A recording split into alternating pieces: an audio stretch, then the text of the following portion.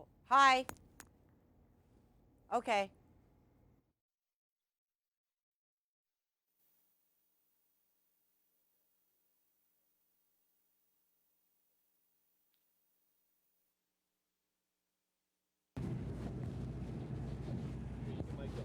Okay.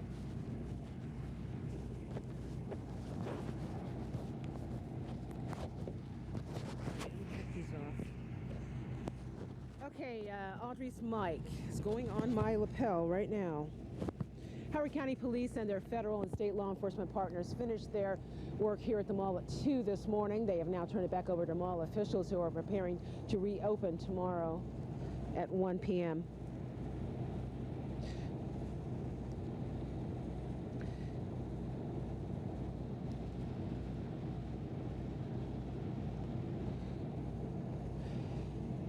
My notebook. Ugh.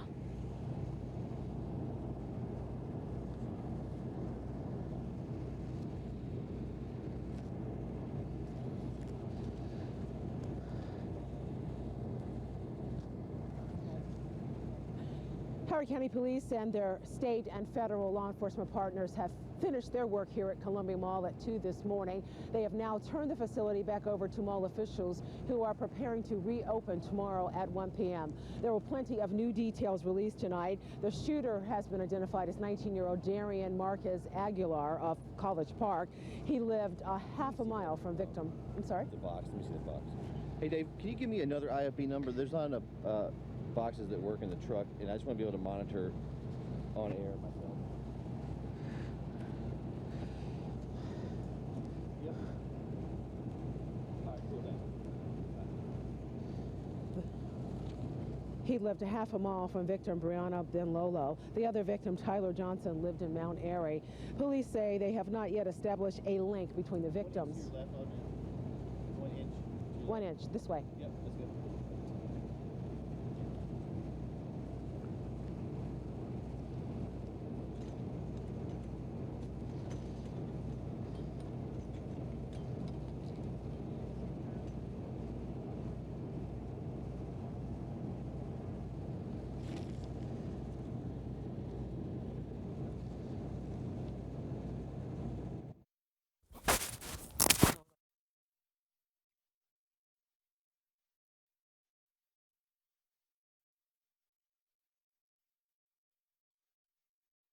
The hell is she doing on TV?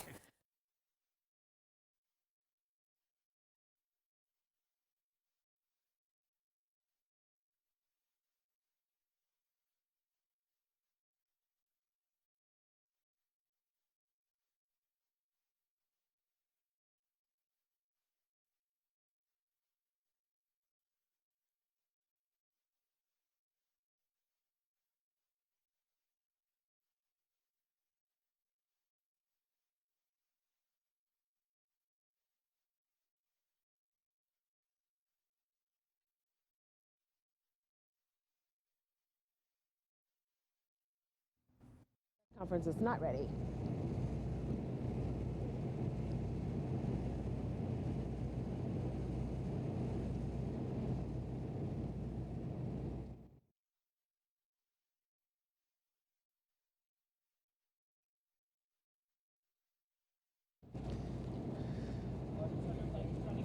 I'm sorry?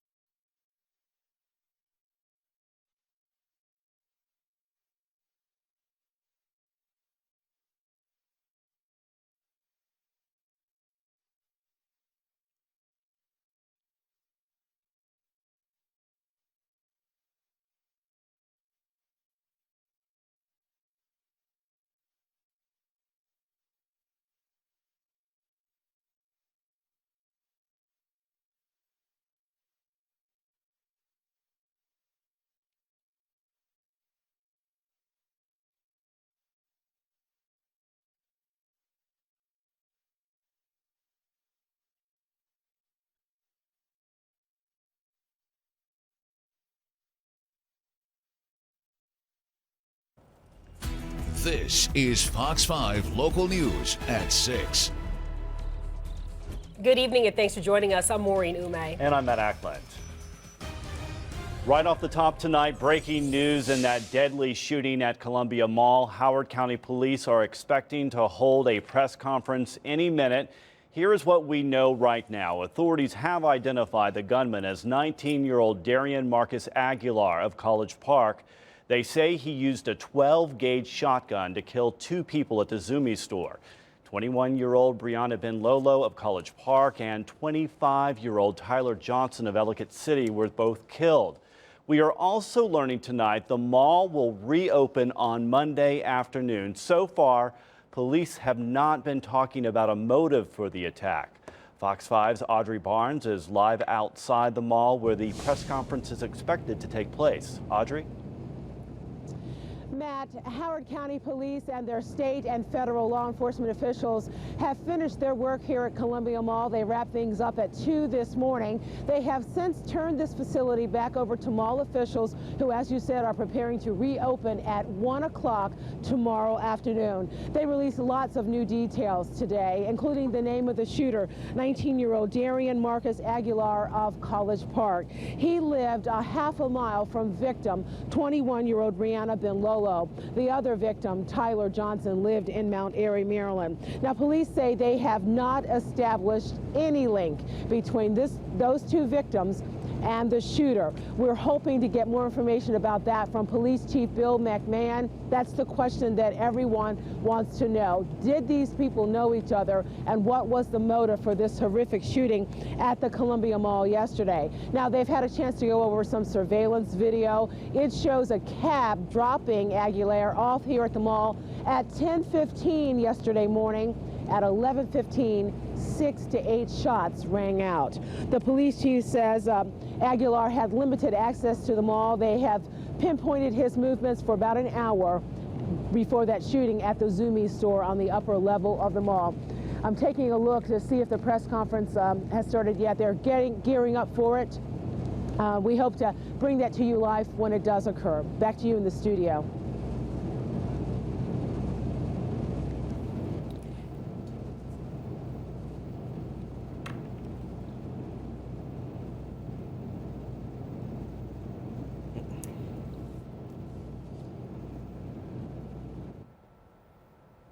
And we are learning more tonight about the suspect, Darion Aguilar, in that Columbia Mall shooting. Fox 5's Lauren DeMarco has the latest.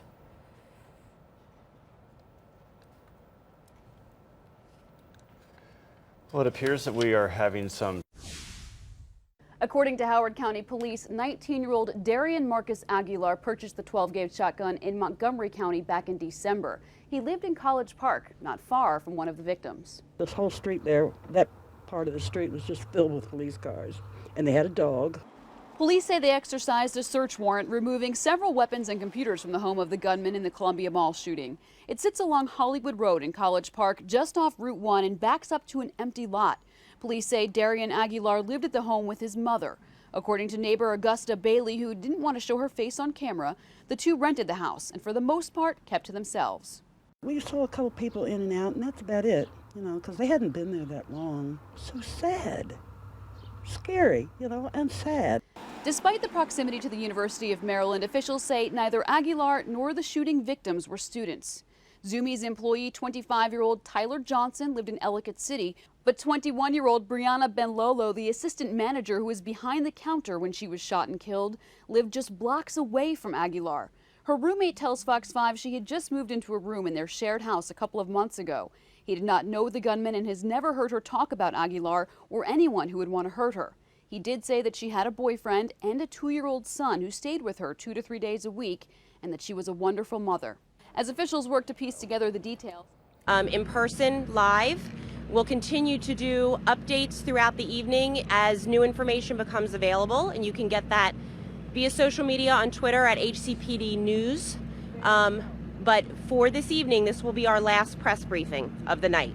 Allow me to introduce our County Executive Ken Ullman and our Chief of Police Bill McMahon.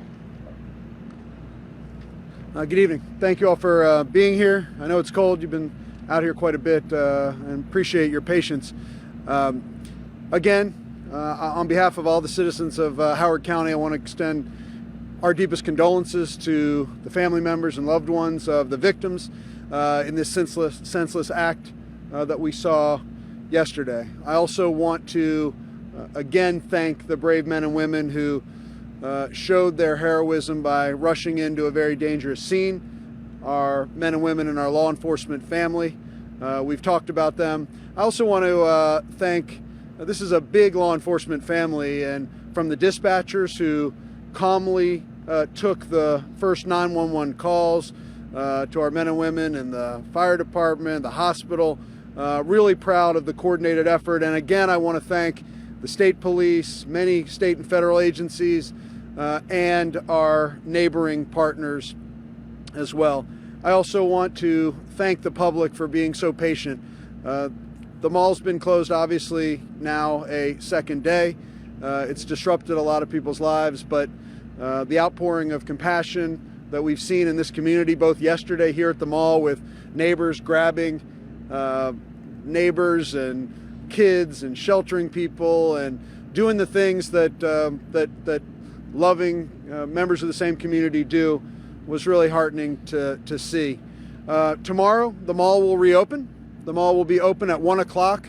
I want to thank the mall for their diligence, their partnership, working collaboratively with us, both through the investigative effort and just in dealing with us to get open as quickly as possible. There will be 2 memorial sites, so the public is welcome to be involved in that, starting at 1 o'clock. One outside the entrance by the Starbucks near Sears by the fountain. Another one inside the mall in Center Court by Lord and Taylor. But again, the mall will open at 1. I know I will be here having lunch at the food court.